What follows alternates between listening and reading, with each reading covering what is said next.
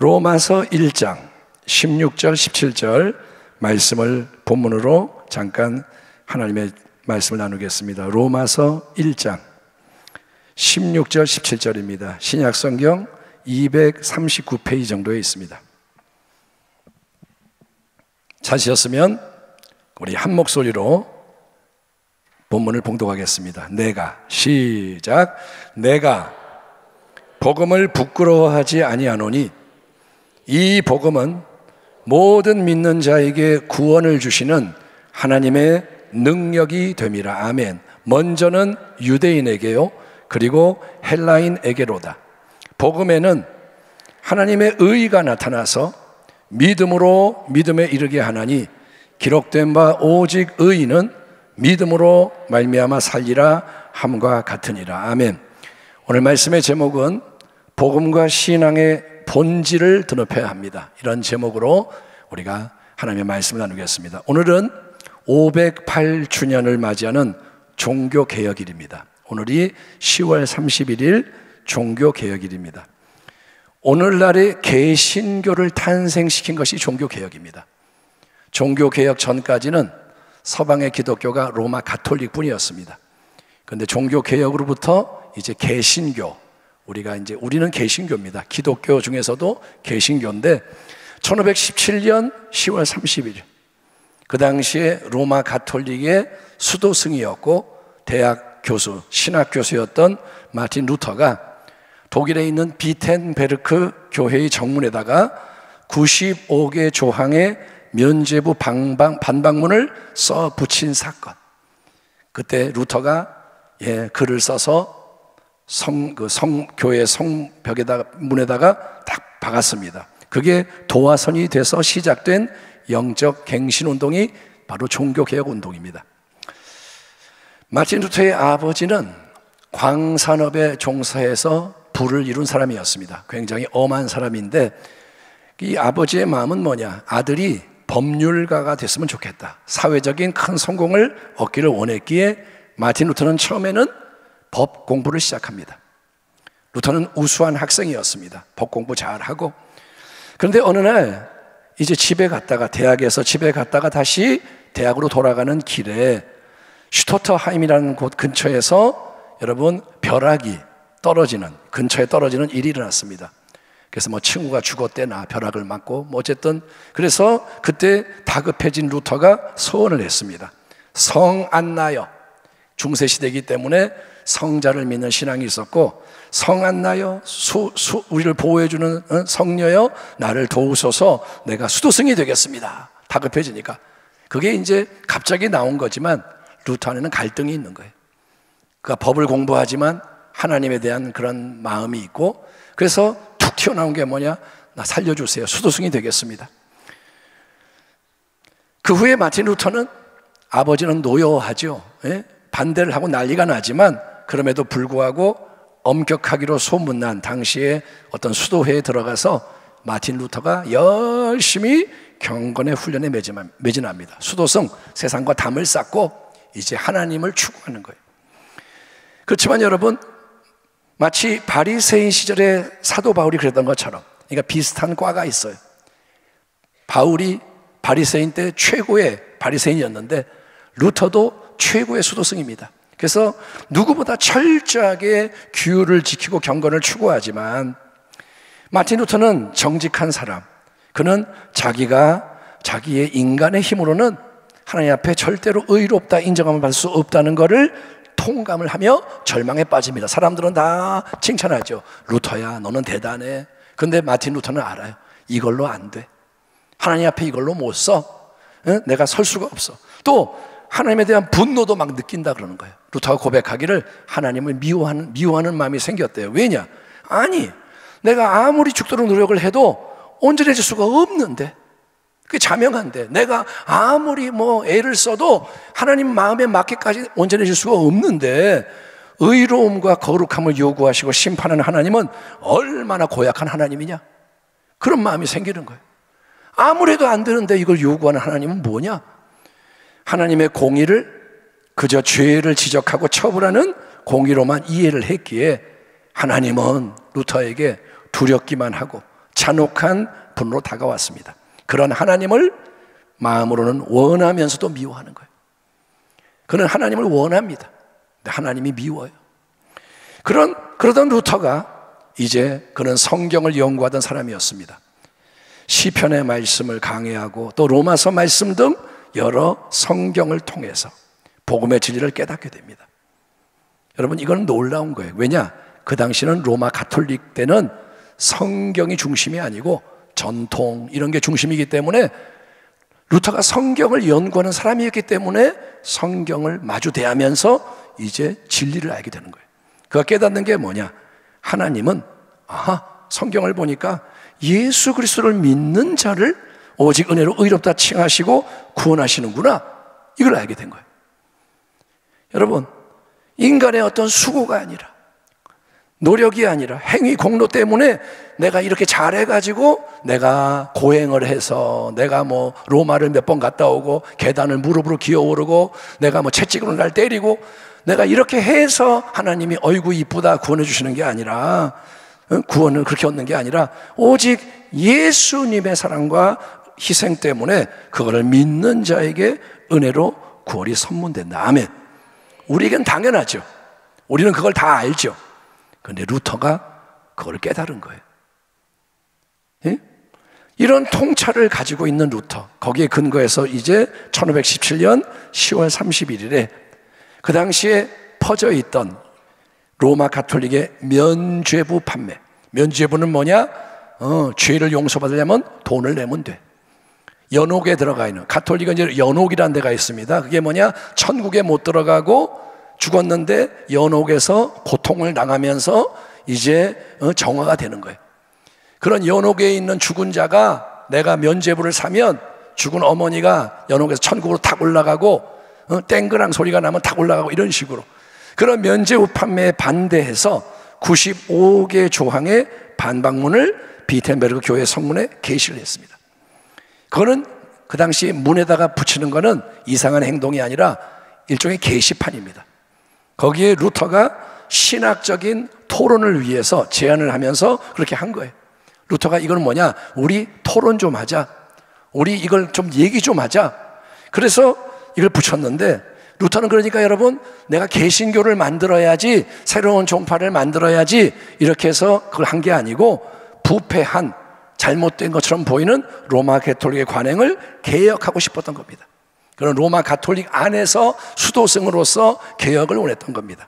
그러나 여러분 그 루터가 쓴 내용이 그 당시에 막 발달하게 된 인쇄술을 통해서 이게 뭐냐? 하나님의 섭리인 거예요.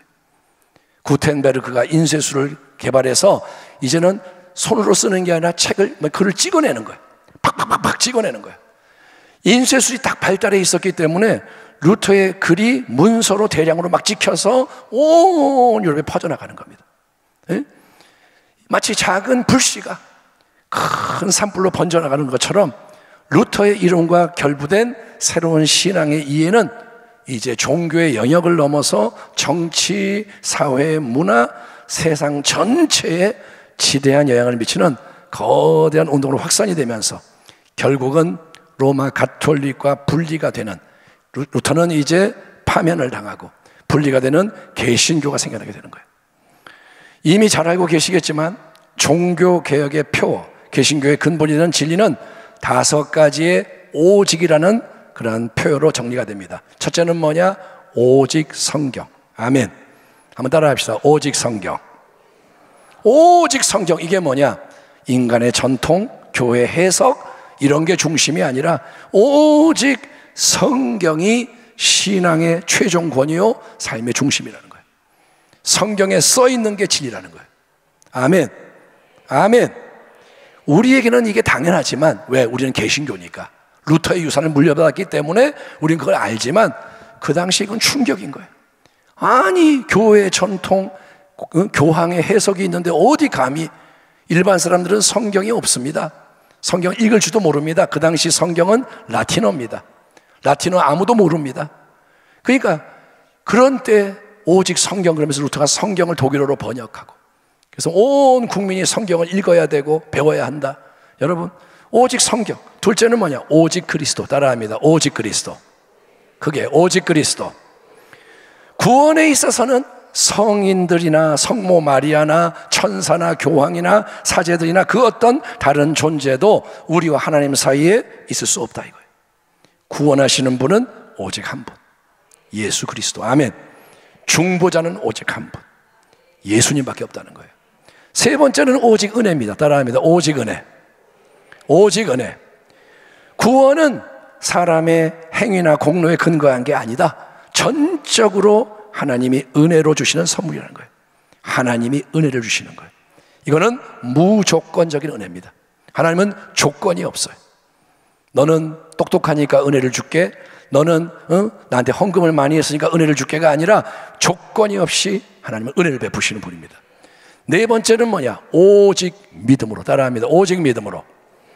예, 면죄부를 사든지 고행을 하든지 선행을 하든지 이런 인간적인 행위로 구원을 얻어내는 게 아니고 누구든지 예수님을 여러분 믿기만 하면, 오직 믿음, 예수님 믿습니다. 그러면 의롭다 함을 얻고 구원을 받는 거예요. 이게 이신칭의, 이신득의, 믿음을 통해 의롭다 함을 입는다 이거예요. 다섯 번째 종교교의 표현은 뭐냐? 오직 하나님께 영광. 따라합니다. 오직 하나님께 영광. 신앙의 궁극적인 목적, 삶의 궁극적인 목적은 자기의 만족도 아니고 다른 어떤 게 있는 게 아니고 하나님께 영광을 돌리는 데 있다. 만물이 하나님의 영광을 위해 창조가 되고 존재하듯이 우리의 모든 것도 하나님의 영광을 위한 것이어야 한다. 신본주의를 선언하는 거예요. 다시 한번 따라합니다. 오직 성경. 두 번째가 뭐예요? 오직 그리스도. 오직 그리스도. 따라하세요. 오직 그리스도. 오직 은혜. 오직 믿음으로. 오직 하나님께 영광. 아멘. 이게 우리의 정체성인 거예요. 개신교는 이걸 믿는 거예요. 예. 이런 종교개혁의 운동은 감사하게도 잘못된 행위 구원의 패턴을 깨뜨렸습니다. 로마 가톨릭이 약간 미신처럼 되면서 인간이 믿음이 아니라 뭔가 행위를 잘해야 구원을 받는다 이렇게 갔는데 이제 은혜의 자유를 선포하고 누리게 해줬습니다. 마치 루터가 수도승으로서 죽도록 하나님을 위해 모든 규율을 지키고 경건에 힘썼지만 이만하면 됐다, 나는 구원받았다 확신이 전혀 없었고 오히려 내가 버림받지 않나, 지옥에 떨어지면 어쩌지 두려워했었는데 여러분, 루터가 오직 믿음으로 의롭다함을 얻는다, 은혜로 구원을 얻는다 이 진리를 깨닫게 되자 그는 고백합니다. 마치 낙원의 문이 활짝 열리며 그리로 들어가는 것처럼 기쁘고 행복했다. 그런 자유를 복음이 우리에게 가져다 주는 거예요. 우리는 믿음으로 구원을 받는 겁니다. 아멘. 두려워하지 말고 믿기만 하라. 그러면 구원을 얻는 거예요. 그런데 시간이 지나면서 우리 개신교회 진영에서는 신앙에 대한 또 다른 오해와 위험이 발생합니다.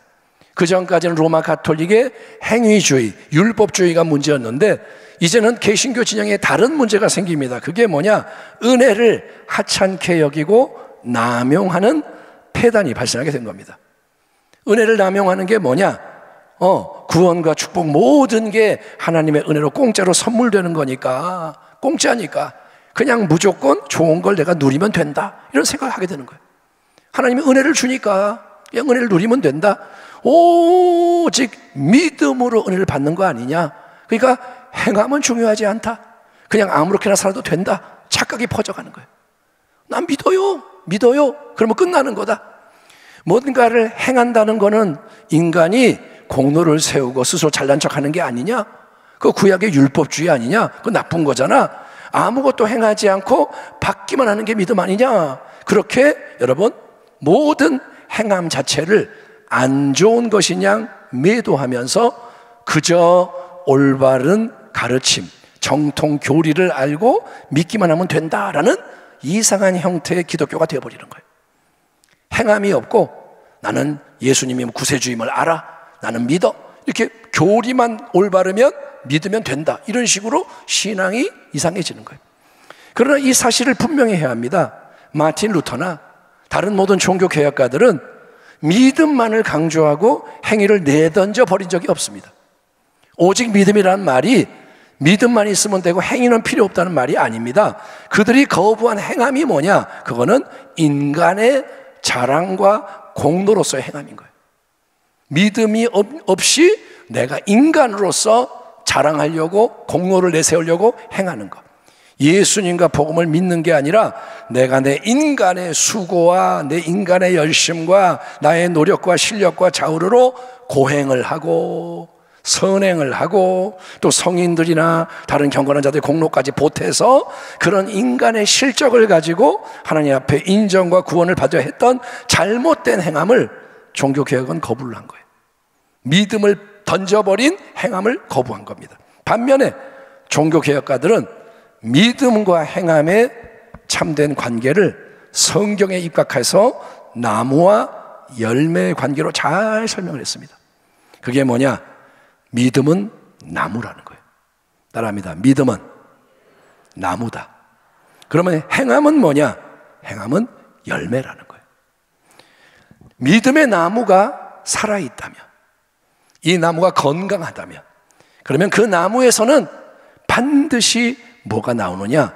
예, 나무의 생명력을 입증하는 열매가 풍성히 나온다는 거예요. 나무가 있고 살아있고 건강하면 열매가 맺히는 거예요. 그럴 수밖에 없는 거예요. 그게 행함이 있는 믿음, 사랑으로 역사하는 믿음, 열매를 맺는 믿음이라는 거예요. 여러분에게 열매가 있기를 축원합니다. 예수님이 말씀하십니다. 나는 포도나무요, 너희는 가지라. 그가 내 안에 내가 그 안에 거하면 사람이 열매를 많이 맺나니, 열매를 조금 맺나니 아니라 많이 맺나니 나를 떠나서는 너희가 아무것도 할 수 없습니다. 너희가 열매를 많이 맺으면 내 아버지께서 영광을 받으실 것이요 너희는 내 제자가 되리라. 여러분, 하나님은 은혜가 풍성한 분이셔서 우리에게 은혜 베풀기를 기뻐하세요. 아멘. 마음이 착한 사람은 남에게 뭐 사주면서 좋은 거예요. 마음이 못된 사람은 그게 뭔지를 몰라요. 근데 마음이 너그러운 사람은 자기가 먹는 것보다 남이 먹으면 더 좋아하는 사람이 있어요. 이거 내가 사줄게, 먹어, 좋아? 그럼 자기가 좋은 거예요. 하나님은 은혜가 풍성하세요. 은혜 베푸는 걸 좋아하세요. 아멘. 그 은혜를 베푸는데 그 은혜의 목적은 뭐냐면 하나님께 영광, 은혜의 영광이 돌려지는 거예요. 은혜의 영광은 이겁니다. 하나님만이 하나님이십니다. 하나님만이 위대하십니다. 하나님만이 은혜가 무한하십니다. 예, 그렇게 은혜, 하나님이 베푸는 은혜의 영광을 찬송하게 하는 게 하나님의 뜻이고 만물과 인간의 존재 목적입니다. 왜 모든 게 있느냐? 하나님이 영광을 받으시기 원하시는 거예요. 아멘. 태양이 하나님께 영광을 돌리고 달이 하나님께 영광을 돌리고 만물이, 꽃이 아름다움으로 하나님께 영광을 돌리고. 아멘. 참새가 짹짹짹 왜 그러는 줄 아세요? 하나님 영광 그러는 거예요.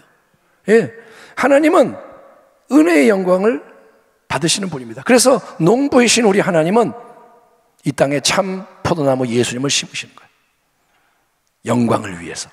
그분에게 붙어있는 가진 우리에게서 농부 하나님은 열매를 원하시고 찾으시는 거예요. 따라합니다. 하나님은 열매를 원하신다. 하나님은 열매를 찾으신다. 여러분, 이걸 절대 잊지 마세요. 그냥 신앙생활 하는 게 아닙니다. 열매. 마지막에는 열매로 결선합니다.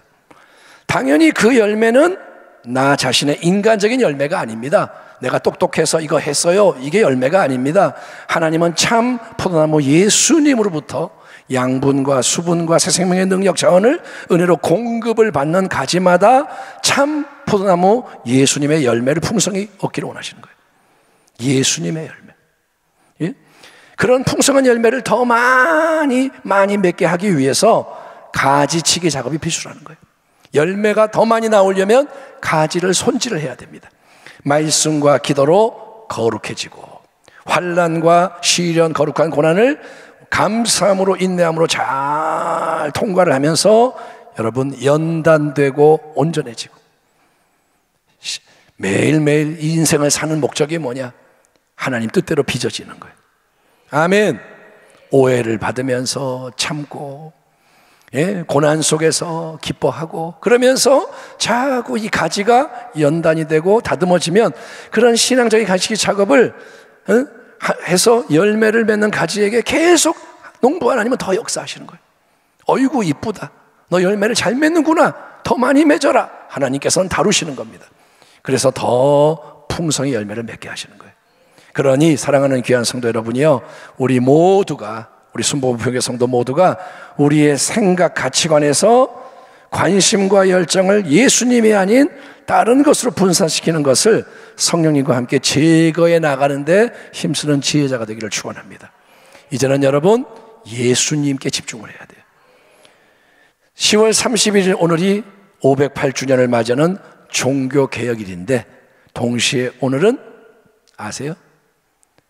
헬로윈 축제입니다. 우리는 종교개혁 이렇게 얘기하는데 세상은 헬로윈 그러는 거예요. 헬로윈 축제는 원래 켈트족의 문화에서 유래한 이교도적인 겁니다. 헬로윈은 성경과 아무 상관이 없습니다. 로마 가톨릭의 성인 대축일 전날에 죽은 사람들의 영혼이 이승으로 돌아온다는 사상이 배경을 이루는 거예요. 예? 귀신들이 온다는 거예요. 죽은 사람들의 영혼이, 귀신도 아니고 죽은 사람의 영혼이 저 세상에서 이승으로 넘어온다. 그래서 이날 죽은 사람들의 영혼이 오니까 그걸 쫓아내기 위해서 귀신이나 괴물 등 기괴한 복장을 하는 겁니다. 왜 멀쩡한 사람이 귀신 복장을 하고 뿔을 달고, 예? 거기다가 이제 귀신 그런 복장만이 아니라 지가 하고 싶은 거 다 해보는 거예요. 만화에 나오는 사람은 하고 별짓을 다 합니다. 길가나 집 앞에는 잭 오랜턴이라고 불리는 호박 등을 설치합니다. 헬로윈 때 호박에 이렇게 이상한 괴물 모양하고 불을 밝힙니다. 미국에서는 유령이나 마녀 등으로 이렇게 변장한 아이들이 잭 오랜턴 그 호박 등이 켜진 집에 가가지고 띵동 그러고 과자나 사탕을 받아가는 풍습이 퍼져 있는 거예요. 가서 뭐라냐? 사탕 줄래? 아니면 우리가 장난할까? 협박하는 거예요. 그럼 사람들이 웃으면서 아이 귀여운 놈들 사탕을 주는 거예요.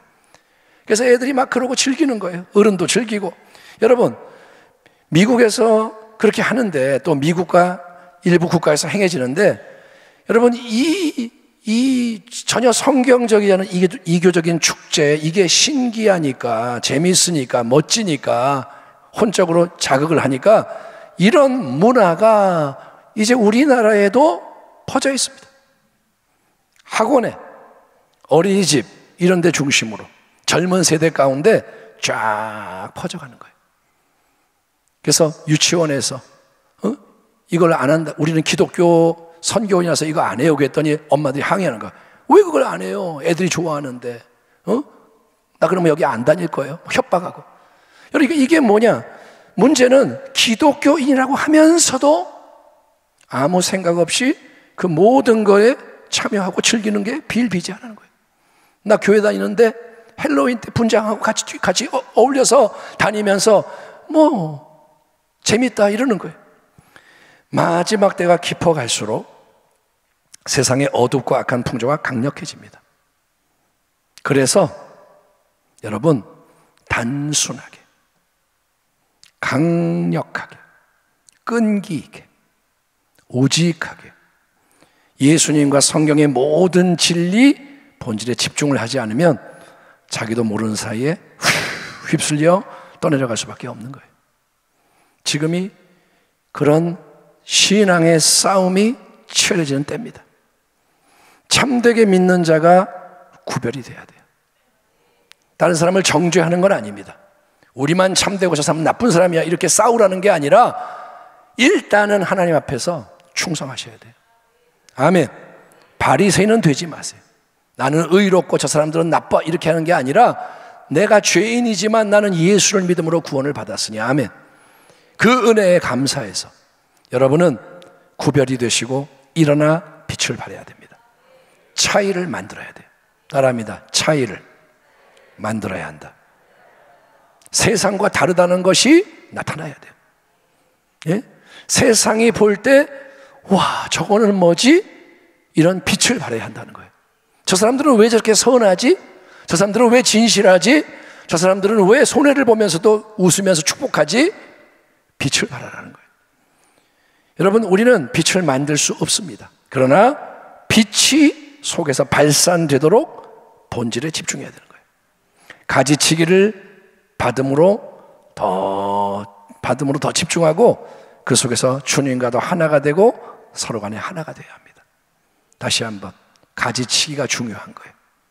딴 데 바라보는 것들을 자꾸 쳐내서 예수님께 집중을 해야 돼요. 아멘. 핸드폰이 나를 방해한다면 핸드폰을 내려놔야 돼요.